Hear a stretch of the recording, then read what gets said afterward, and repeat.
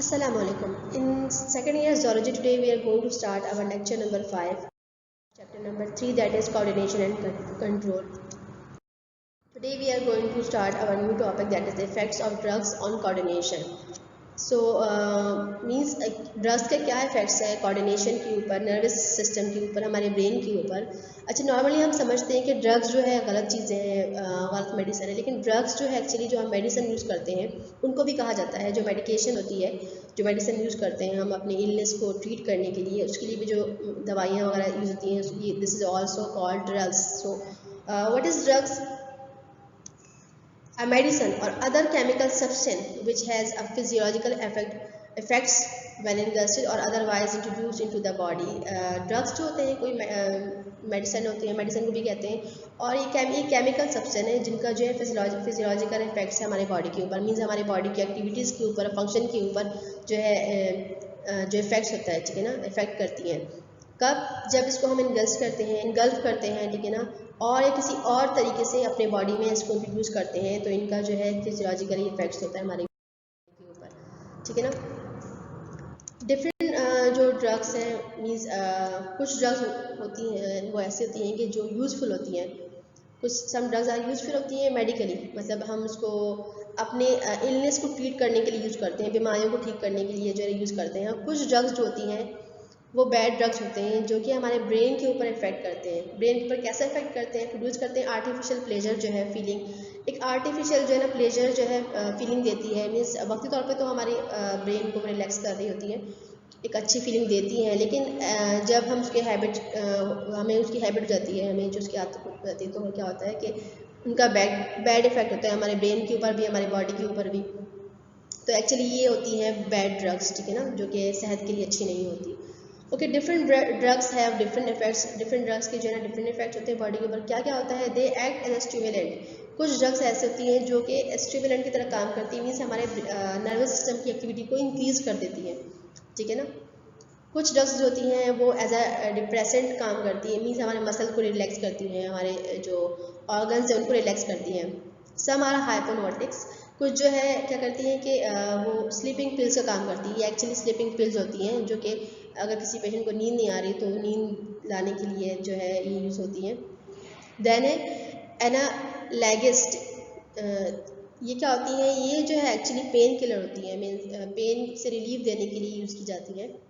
Then hallucinogen. Hallucinogen जो है actually जो है डिसऑर्डर भी है, जिसमें क्या होता है कि पेशेंट को कुछ ऐसी चीज़ें दिखाई देती हैं जो एक्चुअली होती नहीं है, रियल में होती नहीं है, और कुछ ऐसी चीज़ सुनाई देती है जो एक्चुअली नहीं होती, तो उसको ट्रीट करने के लिए जो है ये मेडिसिन, ये ड्रग्स जो है यूज़ होती हैं। हेलोसिनोजन इसको कहते हैं। इसके अलावा जो है साइको सी डीलिक्स भी जो है सेम ही काम करती है, सेम फंक्शन के लिए यूज़ होती है, सेम पर्पस के लिए यूज़ होती है कि इस जो स्टिमुलेशन है, मींस सेंसिटाइजेशन है, फीलिंग्स है, और जो पेशेंट है उसके थॉट्स को कंट्रोल करना, जो ऐसे सोच रहा है कि ऐसा कुछ दिखाई देता है, कुछ सुनाई देता है, तो उनको कंट्रोल करना, जो उसको रिड्यूस करना जो है ये जो ड्रग्स है ये हेल्प करती हैं, ठीक है ना। तो डिफरेंट टाइप की ड्रग्स होती है। तो आज जो है हम जिस ड्रग्स के बारे में बात करेंगे दैट इज़ निकोटीन, ठीक है ना। निकोटीन जो है के बारे में हम बात करेंगे। निकोटीन जो है टोबैको में जो है प्रेजेंट होता है, ठीक है ना, और ये जो है क्या कहते हैं बैड ड्रग्स में काउंट होता है, ठीक है ना। It is the drug found in tobacco. Tobacco में होता है। It act as a stimulant and is responsible for dependents in on tobacco. ये स्टिमुलेंट की तरह काम करता है, मीन्स हमारे नर्वस सिस्टम की एक्टिविटी को तेज़ कर देता है, ठीक है ना, नॉर्मल जो एक्टिविटी होती है उसे तेज़ कर देता है, और रिस्पॉन्सिबल है कि हम टोबैको पे डिपेंड करने लगते हैं। अगर जब इसकी आदत पड़ जाती है तो फिर वो जो शख्स है वो क्या है, टोबैको का वो जो है ना आदी हो जाता है, ठीक है ना। It supplies the action of acetylcholine and directly stimulate a variety of sensory receptors. acetylcholine क्या है? acetylcholine जो है न्यूरोट्रांसमीटर है जो हमारे ब्रेन में जो है क्या करता है, सिग्नल को पास करता है, ठीक है ना। तो ये अच्छा क्या, ये जो निकोटीन है ये क्या करता है कि ये जो है हमारे बहुत सारे सेंसरी रिसेप्टर को क्या करता है, स्टिमुलेट कर देता है। अच्छा, हाउएवर हैबिचुअल स्मोकर, वो स्मोकर जिनको आदत होती है स्मोकिंग करने की, तो वो क्या होता है, ये जो ड्रग्स है क्या करता है, ये इंक्रीज़ करता है, उनकी हार्ट बीट को इंक्रीज़ कर देता है, नैरो कर देते हैं ब्लड वेसल, मतलब ब्लड वेसल जो है उसकी नैरो हो जाती हैं, तो क्या होता है कि ब्लड प्रेशर जो है बढ़ जाता है, ठीक है ना। स्टिमुलेट करते हैं नर्वस सिस्टम को, नर्वस सिस्टम स्टिमुलेट करता है ये निकोटीन, ठीक है ना। तो वक्त के तौर पर तो उसको प्लेजर मिल रहा होता है, लेकिन इसका बैक इफेक्ट होता है ब्रेन के ऊपर भी, नर्वस सिस्टम के ऊपर भी और उसकी पूरी बॉडी के ऊपर भी, ठीक है ना। तो ये जो है बैड ड्रग्स है।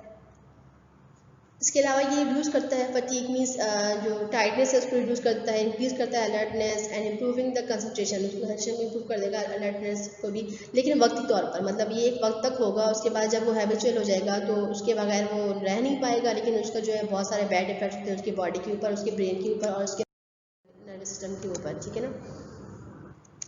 देन जो है हम यहाँ पे जो है बात करेंगे कि सम नर्वस डिसऑर्डर की, कि नर्वस डिसऑर्डर कौन से नर्वस डिसऑर्डर है। नर्वस डिसऑर्डर मीन्स कोई ऐसी डिस्टर्बेंस, ठीक है ना, कोई ऐसी खराबी जो हमारे नर्वस सिस्टम में हो, किसी वजह से हो, किस वजह से हो, अब वो हम आज डिस्कस करेंगे। So some common disorder of the nervous systems are, कुछ जो है कॉमन डिसऑर्डर, जैसे कि डिसऑर्डर क्या होता है कि कोई भी खराबी या कोई जो डिस्टर्बेंस जो होती है ब्रेन वगैरह में। So number 1 is Parkinson disease, ठीक है ना। ओके, ये क्या होती है? It is a brain disorder cause either by degeneration और damage of nerve tissue within the basal ganglia of the brain.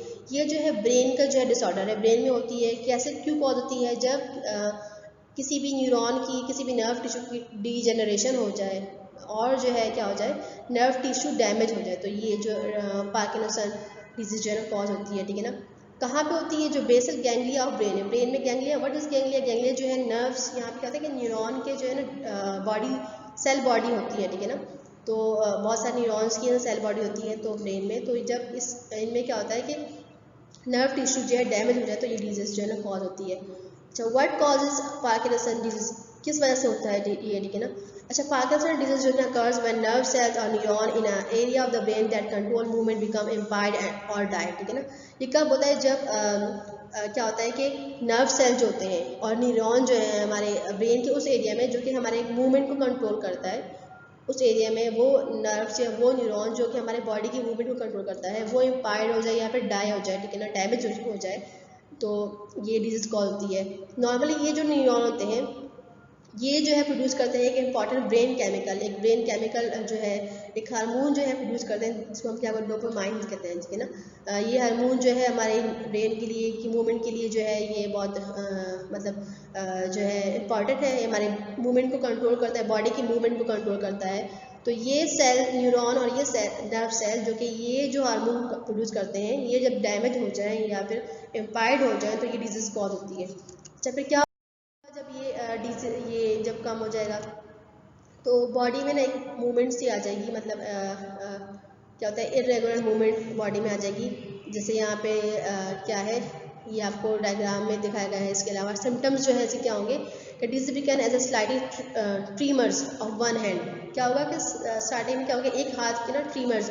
What is trimmer means, हाथ जो है हिलना स्टार्ट हो जाएंगे, मीन्स शिवरिंग हो जाएगी, स्टार्ट हो जाएगी। आर्म और लेग, ठीक है ना, यहाँ एक आर्म और लेग में which worse at a time and limb is the rest. जब लिम्ब रेस्ट में होगा, रेस्ट कंडीशन में होगा, तो ये बहुत ज़्यादा जो है ये शिवरिंग होगी, जो है बॉडी में बहुत ज़्यादा मूवमेंट होगी।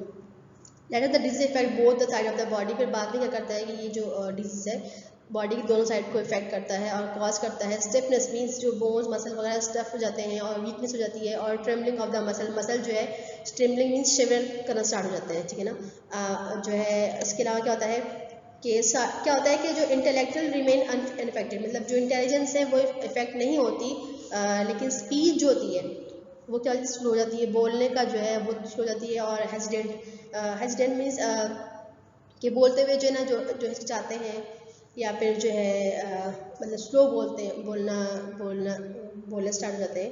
और जो हेड राइटिंग भी जो है ना इफेक्ट होती है, क्योंकि इसमें क्या होता है कि इसमें बॉडी ना शिवर कर रही होती है। आपने देखा होगा कि कुछ जब जो बड़ी उम्र के लोग होते हैं वो शिवर कर रहे होते हैं, उनका सर हिल रहा होता है या उनके हाथ जो ऐसे जो है शिवर कर रहे होते हैं, तो ये डिजीज है, ठीक है ना, पार्किंसन डिजीज।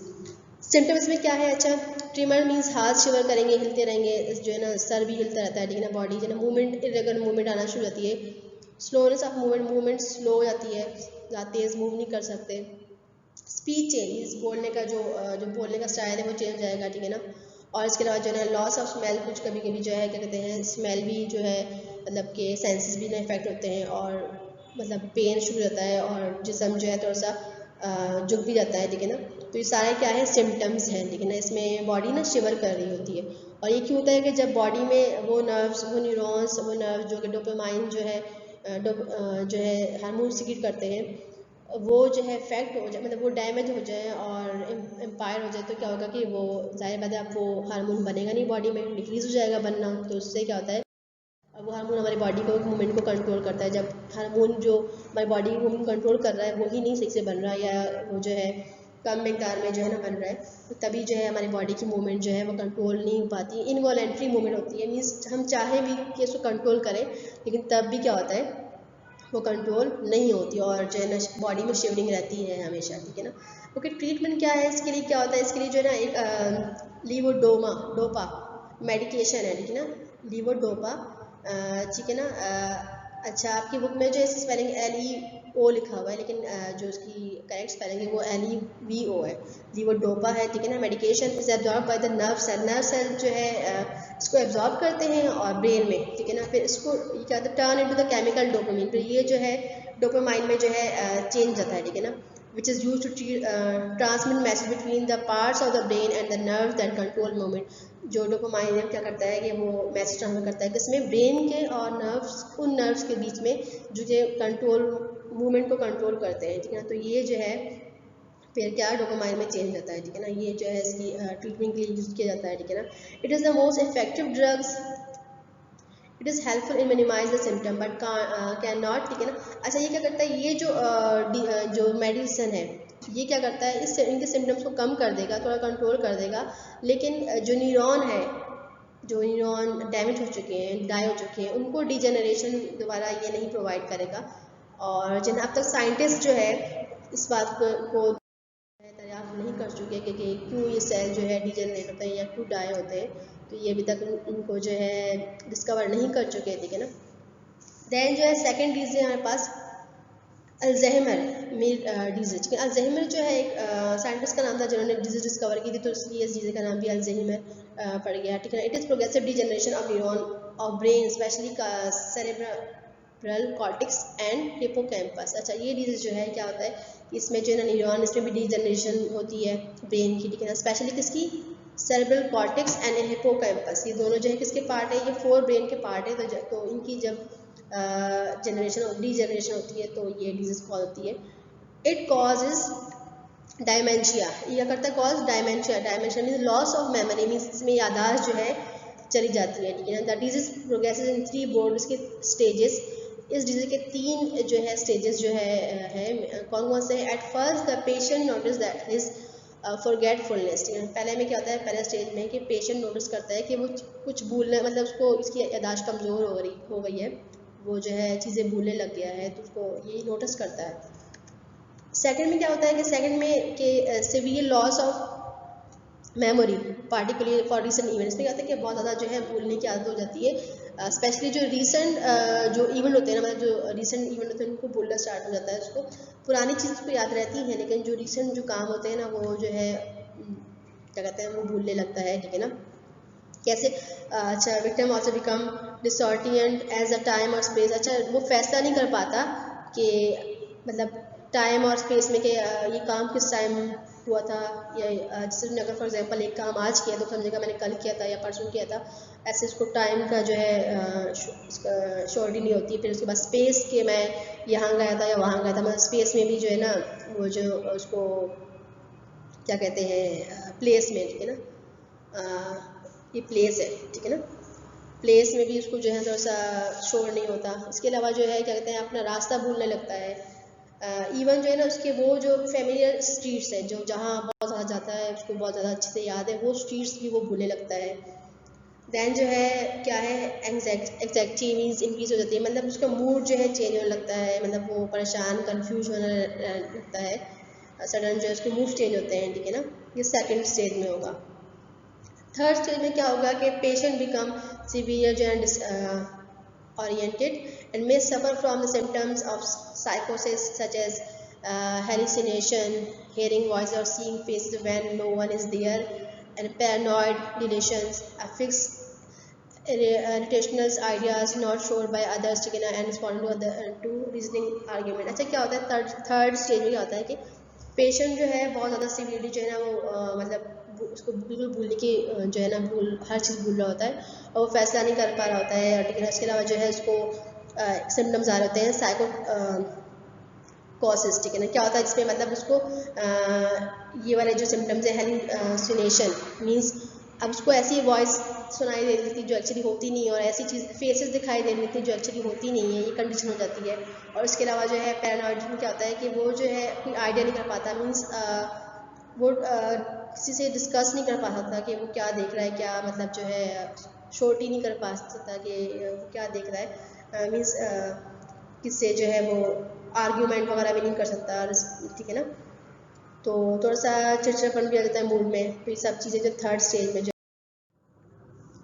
जी। तो ये डिजीज़ क्यों होती है और इसकी क्या वजह है डिजीज़ होने की? तो ये बीइंग ओल्डर देन 65 से एज ज़्यादा हो जाए तब ये डिजीज़ के चांसेस होते हैं, या फिर फैमिली हिस्ट्री में अगर ये डिजीज़ है पहले से तो ये जेनेटिक भी जो है ट्रांसफ़र होती है।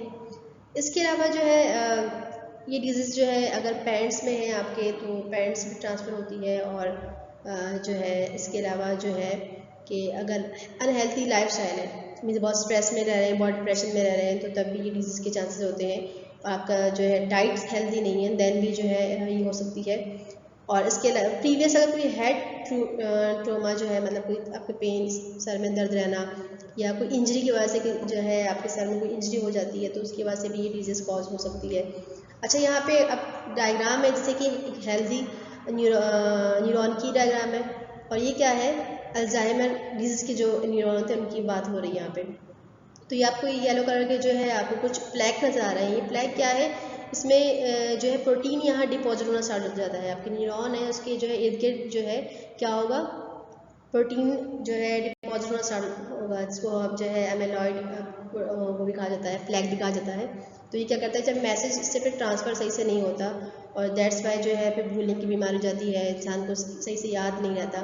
और इसके अलावा जो एसिटाइल क्लोरीन अगर डिपॉजिट ड्रॉप हो जाए, इसका लेवल ड्रॉप हो जाए तो क्या होता है कि ये ब्रेन की जो है जो कुछ एरियाज होते हैं वो श्रिंक होने स्टार्ट हो जाते हैं। ये आपको एक हेल्दी ब्रेन नज़र आ रहा है और ये जो है क्या है अल्जाइमर डिजीज़ का जो पेशेंट है उसका ब्रेन है। तो ये क्या उसका जो इसकी कुछ एरिया जो है श्रिंक होना स्टार्ट हो जाएंगे। जब ये श्रिंक होंगे तो मीन्स अब यहाँ पे एसिटाइल क्लोरीन जो है उसका लेवल ड्रॉप हो गया है और प्रोटीन जो है यहाँ पे डिपॉजिट होना, न्यूरॉन के इर्द गिर्द डिपॉजिट होना स्टार्ट होगा, अंदर भी बाहर भी।